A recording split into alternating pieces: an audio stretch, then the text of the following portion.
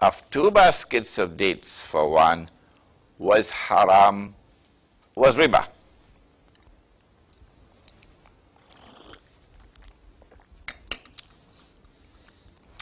But Umar radiallahu ta'ala anhu exchanged 4 camels for one. Yeah, and that was not haram. That was not riba. And Ali radiallahu ta'ala anhu exchanged 20 camels for one. The 20 may have been babies. And that was not haram, and that was not riba. 100 years ago, if we had asked the question, why is it that it was permissible to exchange, unequal exchange of animals? That's okay. But an unequal exchange of dates was haram and riba. 100 years ago, even a school child would have been able to answer that question. Today, and I know because I travel around the world and I lecture, and I ask this question in a Darul Ulum with the professor sitting and the senior students in front of me and about 700 students, nobody could answer it. That's a Darul Ulum. What about bank? Development bank? The answer is the answer is located in another hadith of the Prophet ﷺ, to which I shall now introduce you.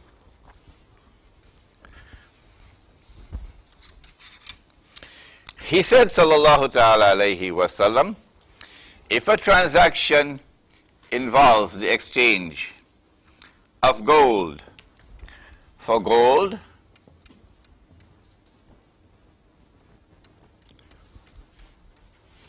or silver for silver, or wheat for wheat, or barley for barley, or dates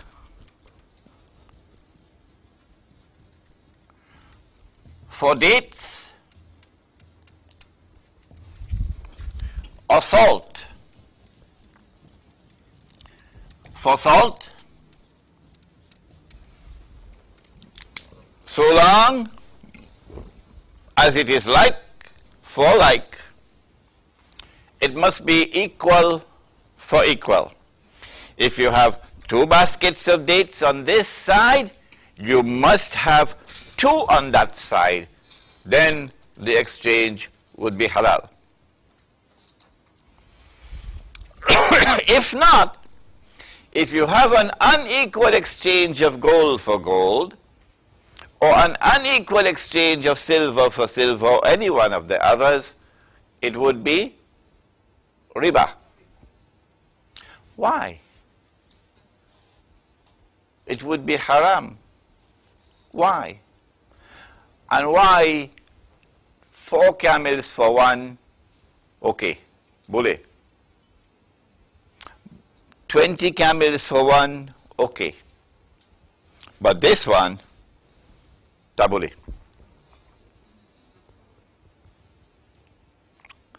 The answer is that there is something in common in all 6. What is it that is common to all 6? Answer: all of these were used as money. Used as money in the form of a medium of exchange. I need a haircut. And I asked my wife, I don't have time, can you cut? She said, no, go to the barber. Sometimes your wife tells you that, doesn't she? So I go to the barber. and he cuts my hair.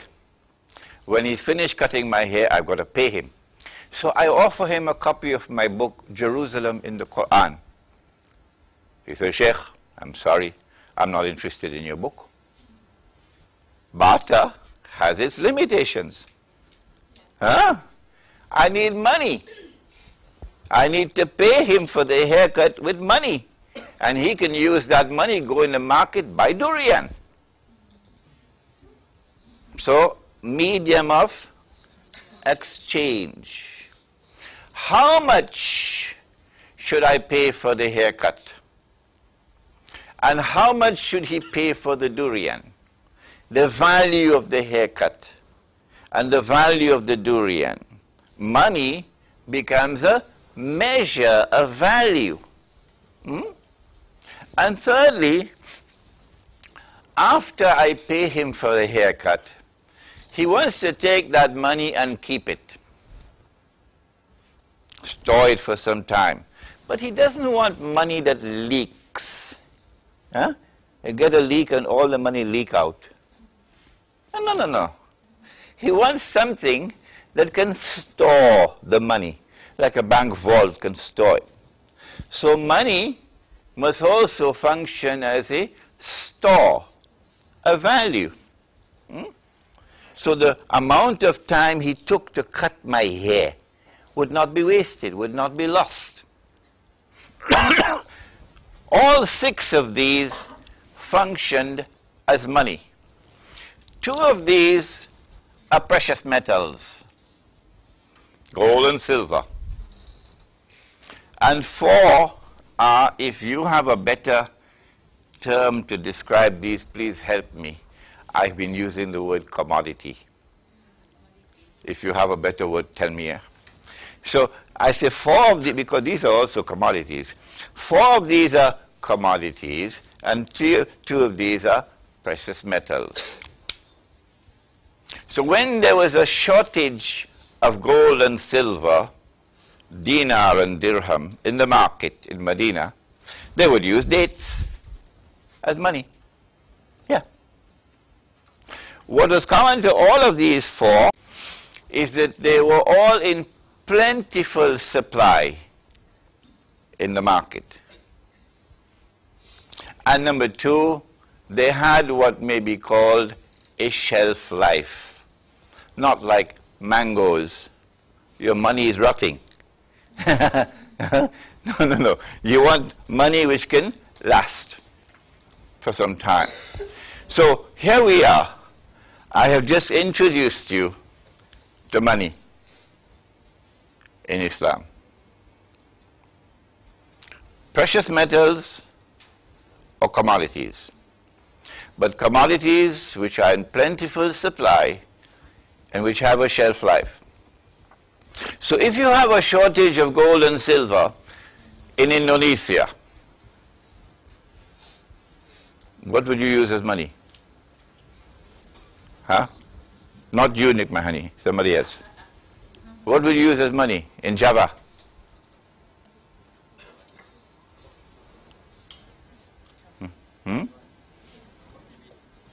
Java? Rice. Would you use rice as money? Yeah, rice is in plentiful supply, okay, and the rice can be stored for some time. Or what about the island of Cuba? And you do not want to support tobacco, smoking, because even Fidel Castro has stopped smoking now, eh?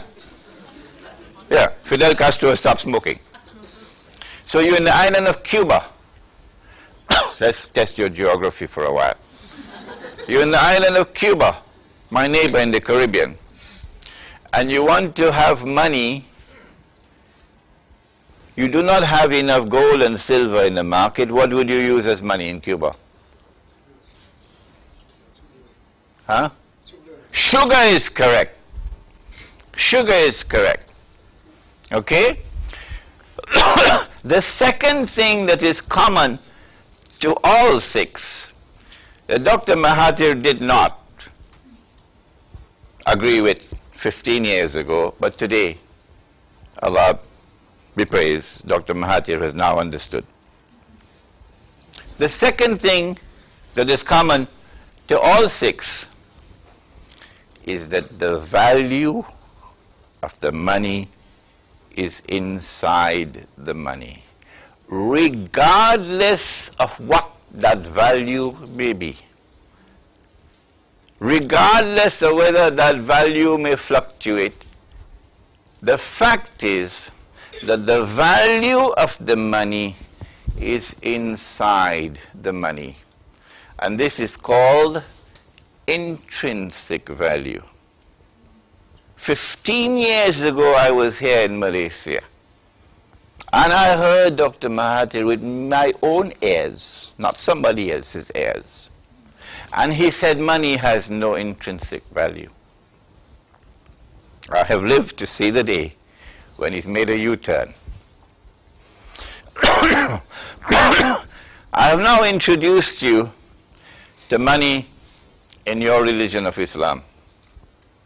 Money in Islam is either precious metals or commodities, which have a shelf life and which are in plentiful supply. And secondly, money in Islam is money which has intrinsic value. Because dates were used as money, you had to have an equal exchange. 2 baskets for 2 baskets. If you allowed an exchange of 1 basket for 2, what would you do? Although the value may be the same, by permitting an unequal exchange of money, the same money, 1 basket for 2, you are opening the door for money to be lent on interest. I give you 1,000 and you return 2,000. And over a period of time. So in order to close the door for money being lent on interest, Nabi Muhammad ﷺ said this. Now who can answer the question?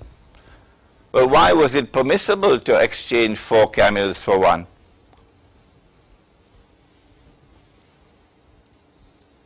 Because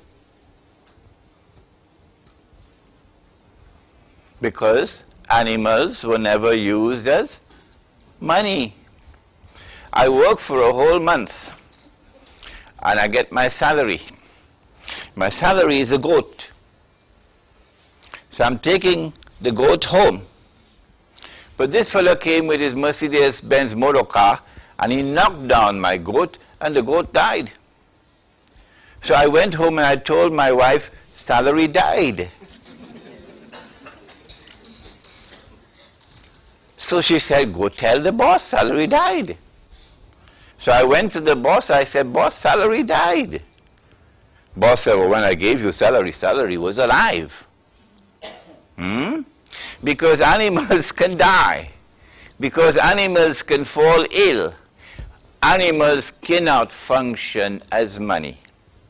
This is the answer that any school child could have given 100 years ago, and almost no one can answer today. If this is money in Islam, how then can we explain a world today in which money with intrinsic value has disappeared? How can we explain?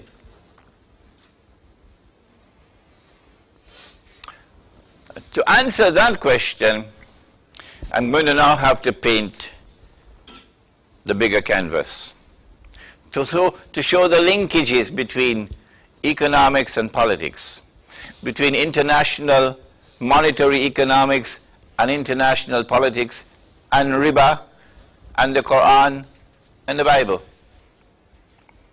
It's a very interesting canvas. Very few scholars of Islam today attempt to study the subject. Nabi Muhammad ﷺ confirmed what is also in the Quran, that Allah had made a promise to Banu Israel,